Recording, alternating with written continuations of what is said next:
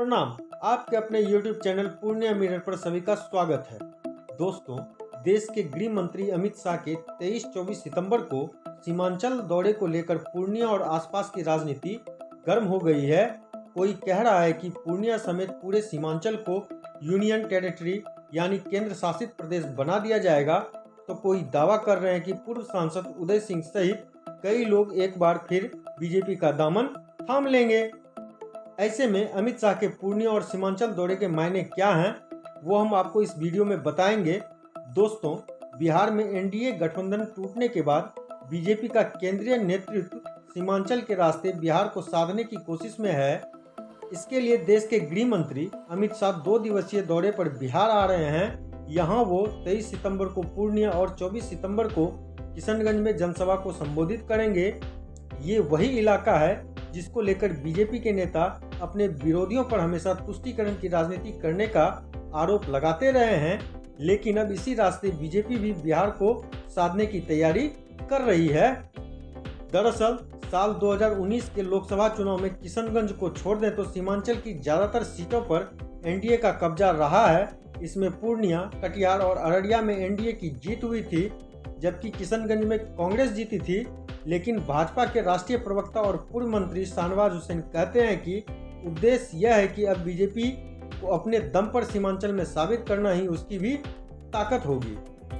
दोस्तों, आपको बता दें कि साल 2019 के लोकसभा चुनाव में बिहार में एनडीए को 40 में से 39 सीटों पर सफलता मिली थी। इस बार उसी इतिहास को दोहराने के लिए बीजेपी तैयारी कर रही है।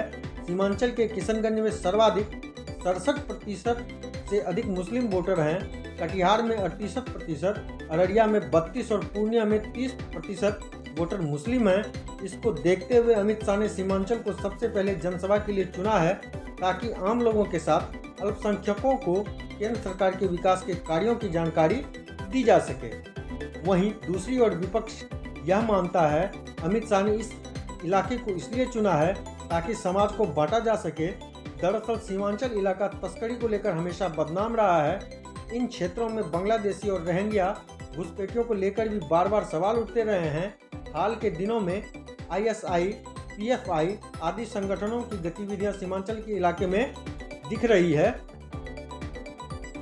राजनीतिक जानकार बताते हैं कि इस बात से इनकार नहीं किया जा सकता है कि बीजेपी सीमांचल में सीएए, एनआरसी, बांग्लादेशी घुसपैठ और रोहिंग्या का मुद्दा दमदार तरीके से उठ सकती है। भाजपा इस तरह के मुद्दों को कैसे करना है बखूबी जानती है और शायद भाजपा इसी रास्ते से बिहार में सियासी मजबूती हासिल करना चाहती है। अब जहां तक कुछ लोग यह दावा कर रहे हैं कि सीमावर्ती इलाका होने की वजह से पूर्णिया और सीमांचल को यूनियन टेरिटरी यानी केंद्र शासित प्रदेश बनाया जा सकता है और इसी की तैयारी के लिए अमित शाह पूर्णिया आ रहे हैं, तो हम आपको बता दें कि यह दावा पूरी तरह फर्जी और आधारहीन है। बीजेपी के राष्ट्रीय प्रवक्ता शाहनवाज हुसैन ने इस तरह की अटकलों को खारिज करते हुए बताया कि यह दुष्प्रचार है कि सीमावर्ती इलाकों को यूनियन टेरिटरी बनाया जाएगा।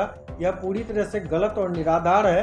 इस तरह का कोई इरादा बीजेपी और केंद्र सरकार का नहीं है। उन्होंने कहा कि सीमावर्ती इलाके मजबूत रहे, सक्षम रहे, इसकी कोशिश है। ऐसा पहली बार हो रहा है कि कोई गृह मंत्री जाकर 2 दिन तक उस इलाके में रहेगा।